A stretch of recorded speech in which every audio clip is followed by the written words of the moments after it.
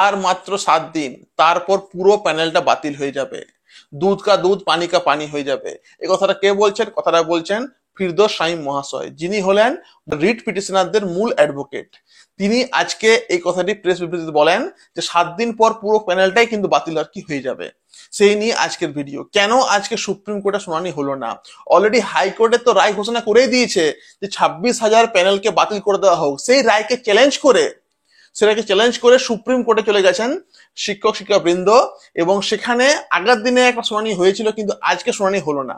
কেন হলো না, কারণটা কি, সেই নিয়ে আজকের ভিডিও। ঠিক আছে, যদি ভালো লাগে ভিডিও তো লাইক করতে পারেন, সাবস্ক্রাইব করতে পারেন, সঙ্গে থাকুন আমাদের বিএস একাডেমিতে। দেখুন কি হলো বিষয়টা।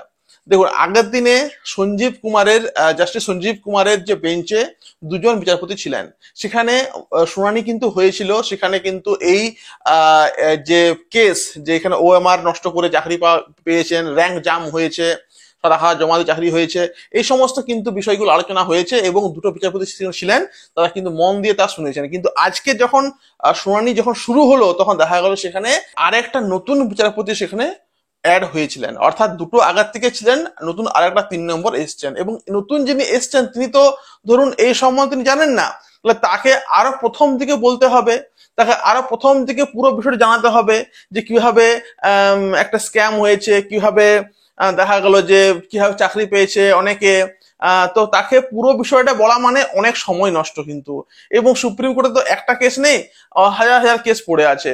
তার জন্য কি হলো না, তার জন্য নতুন করে একজন এলেন, তাকে শোনানোর থেকে ভালো 7 দিন পর 15 তারিখে, 15 জানুয়ারিতে বেলা 2টোর সময় টাইম দেওয়া হলো। সেই দিন কিন্তু পুরো বিষয়টা দুটো বিচারপতির কাছেই কিন্তু উঠবে।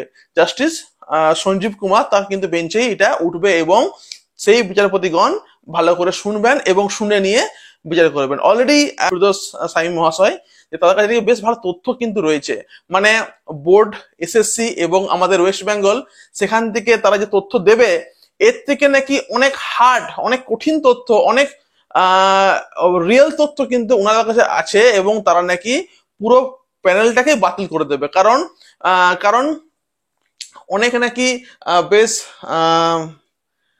বেশ স্ট্রং কিছু বেশ স্ট্রং ডকুমেন্টস তাদেরকে হাতে লেগেছে, এবং সিবিআই প্লাস ফিরদৌস শামীম মহাশয় তিনি কিন্তু সেই স্ট্রং একটা ডকুমেন্টস তিনি কিন্তু পেশ করবেন, এবং দেখা যাবে নাকি এই প্যানেল পুরোপুরি বাতিল কি হয়ে যাবে।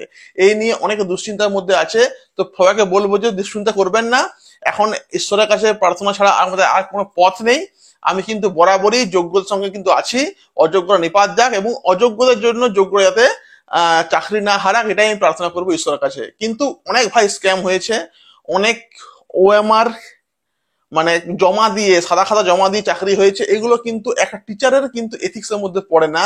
যারা মাটি দিয়ে পেয়েছে ওরা বুঝে করুক, কিন্তু যারা যারা আর কি পরিশ্রম করে পেয়েছে, যাতে ওদের কিছু না হোক, এটাই কিন্তু এখন দেখার অপেক্ষা। যোগ্য অযোগ্য যদি বাছাই হয়, এটাই আশা রাখবো যে সুপ্রিম কোর্ট আর ন্যায় বিচার কিন্তু করবে, পুরো প্যানেল বাতিল করবে না। পুরো প্যানেল বাতিল করলে কিন্তু খুব মুশকিলে পড়ে যাবে আমাদের অনেক টিচার, এবং অনেক টিচারকে আমরা হারাবো কিন্তু।